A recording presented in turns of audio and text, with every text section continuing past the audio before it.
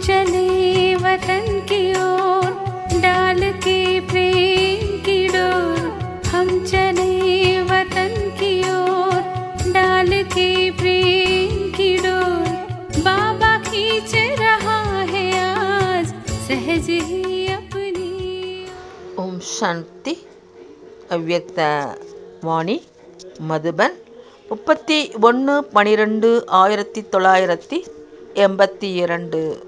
Pop தாதாவின் அனைத்து ஆன்மீக நண்பர்களுக்கு வாழ்த்துக்கள். இன்று அனைத்து பிராமண ஆத்மாக்களின் மனதில் அன்பிற்குரியவர் இதயத்தின் பாடல் அன்பின் உறவின் கடமையை செய்வதற்காக அதிசயமான முறையில் ஆன்மீக ரோஜாக்களின் தோட்டத்தில் மற்றும் அல்லாஹ் தன்னுடைய பூந்தோட்டத்தில் சந்திப்பதற்காக வந்திருக்கின்றார். பொதுவாகவே அன்புக்குரியவர் என்று சொன்னாலும் சரி அல்லது நண்பன் என்று சொன்னாலும் சரி தோட்டத்தில் சந்திப்பை செய்வார்கள். அந்த மாதிரியான தோட்டம் முழு கல்பத்திலும் கிடைக்க முடியாது.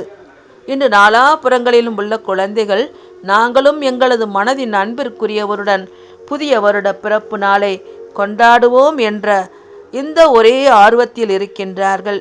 பாப் தாதா இன்று உடல் சொரூபத்தில் எதிரில் அமர்ந்திருக்கும் ஆன்மீக நண்பர்களுடன் மட்டும் சந்திப்பு செய்யவில்லை. ஆனால் பௌதீக சபையை விட ஒளிவடிவ ரூபமுள்ள குழந்தைகளின் மற்றும் மனதின் அன்பிற்குரிய ஆத்மாக்களின் மிகப்பெரிய சபையை பார்த்து கொண்டிருக்கின்றார். இத்தனை ஆன்மீக நண்பர்கள், உண்மையான நண்பர்கள் வேறு யாருக்காவது இருப்பார்களா? பாப் தாதாவிற்கும் இந்த மாதிரி மற்றும் இத்தனை நண்பர்கள் யாருக்கும் கிடைக்கவும் இல்லை, கிடைக்கவும் மாட்டார்கள் என்ற ஆன்மீக பெருமிதம் இருக்கிறது. அனைவரின் இதயத்தின் பாடல் தூரத்தில் இருந்தும் மற்றும் அருகாமையிலும் கேட்கிறது. எந்த பாடல்? ஓ பாபா என்ற இதே பாபா பாபா என்ற பாடல் ஒரே ஒரு இசை மற்றும் இரகசியத்தோடு நாலாபுறங்களிலும் கேட்க முடிகின்றது. குழந்தை என்று சொன்னாலும் சரி அல்லது நண்பர்கள் என்று சொன்னாலும் சரி, அனைவருக்கும் ஒரே வார்த்தை தான், நீங்கள்தான் என்னுடையவர். மேலும் இறைவன் நண்பனும் ஒவ்வொருவருக்கும் நீ என்னுடையவன் என்று இதைத்தான் கூறுகின்றார். ஆகா, என்னுடைய நண்பர்களே, பாடல் பாடுங்கள். சகோதரிகள் பிரம்மா பாபாவிற்கு பிடித்த பாடலை பாடினார்கள். நீதான் என்னுடைய. இதே வாயினால் பாடும் பாபாவையோ பாடலையோ கொஞ்ச நேரம் பாட முடியும். ஆனால் மனதின் பாடலோ அழியாது ஒலித்து கொண்டே இருக்கும். இன்று புது வருட நாளன்று அநேக குழந்தைகளின் மிக நல்ல எண்ணம், அன்பான வார்த்தைகள் பாப் தாதாவிடம் முன்பே வந்து சேர்ந்துவிட்டது. இன்றைய தினம் குஷியாக கொண்டாடுவீர்கள் இல்லையா? ஒவ்வொருவருக்கும் வாழ்த்துக்கள் கூறுகின்றீர்கள். பாப் தாதாவும் அனைத்து மனதிற்கு பிடித்தமான ஆன்மீக நண்பர்களுக்கு வாழ்த்துக்கள் கூறுகின்றார். எப்பொழுதும் விதி மூலமாக வளர்ச்சியை அடைந்து கொண்டே இருப்பீர்கள். எப்பொழுதும் அனைத்து பொக்கிஷங்களினால் நிரம்பி இருப்பீர்கள். எப்பொழுதும் ஃபரிஸ்தாவாகி அனைத்து உடலின் உறவுகளிலிருந்து விலகி பறந்து கொண்டே இருப்பீர்கள்.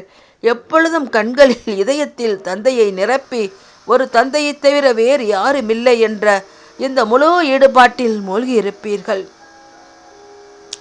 எப்பொழுதும் வந்திருக்கும் சோதனைகளை, பிரச்சனைகளை, வீணான எண்ணங்களை தண்ணீரில் கிழித்த கோட்டிற்கு சமமாக கடந்து சென்று மதிப்புடன் தேர்ச்சி பெறுபவராவீர்கள். அந்த மாதிரி சிரேஷ்ட சுப விருப்பங்களுடன் வாழ்த்துக்கள் கொடுக்கின்றோம். ஒவ்வொரு விலை மதிக்க முடியாத ரத்தினத்தின் பாடலை பாடுகின்றோம். இன்றைய நாளில் பாடுவீர்கள், ஆடுவீர்கள் இல்லையா? இன்று மட்டுமல்ல, எப்பொழுதும் பாடிக்கொண்டும் ஆடிக்கொண்டும் இருங்கள். எப்பொழுதும் ஒவ்வொருவருக்கும் ஒரு ஆன்மீக பரிசு கொடுத்து கொண்டே இருங்கள். எப்படி பெரிய மனிதர்கள் எங்காவது செல்கிறார்கள் மற்றும் அவர்களிடம் யாராவது வருகிறார் என்றால் வெறும் கையோடு செல்ல மாட்டார்கள். நீங்கள் அனைவரும் மிக பெரியவர்கள் தான் இல்லையா? ஒருபொழுதும் எந்த ஒரு பிராமண ஆத்மாவுடன் மற்றும் யாருடனாவது சந்திக்கிறீர்கள் என்றால் ஏதாவது கொடுக்காமல் எப்படி சந்திப்பீர்கள்? ஒவ்வொருவருக்கும் சுப பாவனை மற்றும் சிரேஷ்ட விருப்பங்களின் பரிசை கொடுத்து கொண்டே இருங்கள். விசேஷ தன்மையை கொடுங்கள், பெறுங்கள். குணத்தை கொடுங்கள் மற்றும் பெறுங்கள். அப்படிப்பட்ட காட்லி கிஃப்டை அனைவருக்கும் கொடுத்து கொண்டே இருங்கள். யாரேனும் எந்த பாவனையுடனோ விருப்பத்துடனோ வந்திருக்கலாம். ஆனால் நீங்கள் சுப பாவனை என்ற பரிசை கொடுங்கள். சுப பாவனை மற்றும் சிரேஷ்ட விருப்பங்களின் பரிசின் கையிருப்பு எப்பொழுதும் நிரம்பி இருக்கட்டும். இருந்தும் எதுவரை தான் சுப பாவனையுடன் பார்ப்பது என்பது எண்ணத்தின் அளவில் கூட உருவாக வேண்டாம். எதற்கும் ஒரு அளவு இருக்கிறது இல்லையா? இந்த எண்ணம் கூட இந்த தங்க பரிசின் கையிருப்பு சேமிப்பாகவில்லை என்று நிரூபிக்கிறது. நீங்கள் வள்ளல், உருவாக்குபவர், வரமளிக்கும் வல்லனின் குழந்தைகள், பாக்கிய ரேகையை இழுக்கக்கூடிய பிரம்மாவின் குழந்தைகள், பிரம்மா குமார் மற்றும் பிரம்மா குமாரிகள். எனவே எப்பொழுதும் களஞ்சியம் நிரம்பி இருக்கட்டும். இந்த வருடம் யாரையும் காலியாக இருக்க விடாதீர்கள். வெறும் கையோடு செல்லவும் கூடாது, வெறும் கையோடு வரவும் கூடாது. அனைவருக்கும் கொடுக்கவும் வேண்டும், அனைவரிடமிருந்து பெறவும் வேண்டும். இது பரிசை வழங்குவதற்கான வருடம்.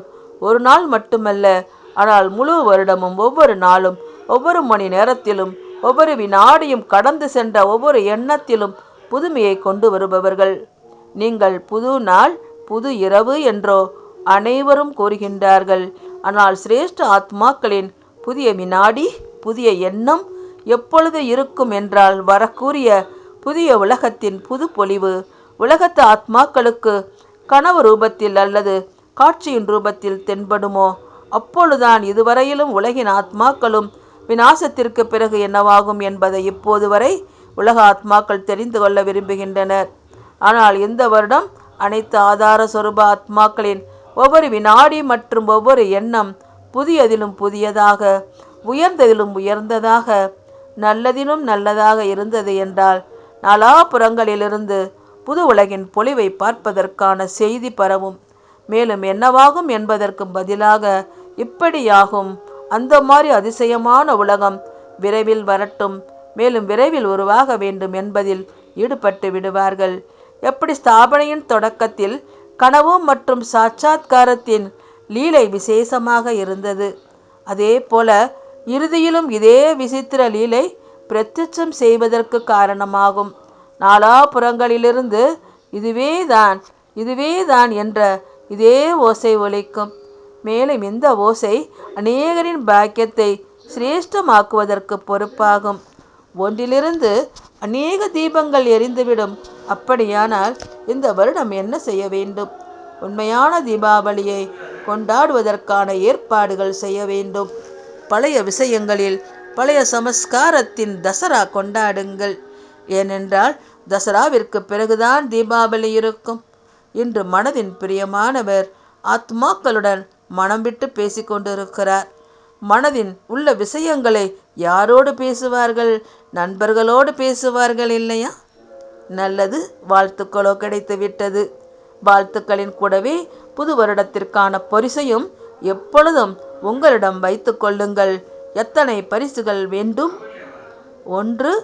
ஒன்றில் அதிகம் நிரம்பி இருக்கிறது.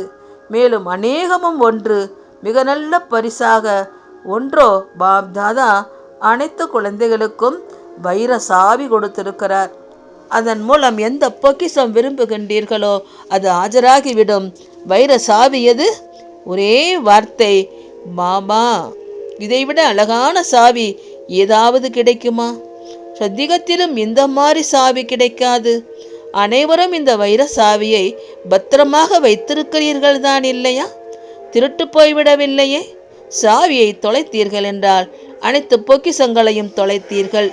எனவே சாவியை எப்பொழுதும் உங்கள் கூடவே வைத்து கொள்ளுங்கள். சாவி வளையம் கீச்செயின் இருக்கிறதா? அல்லது தனியாக சாவி மட்டும் இருக்கிறதா?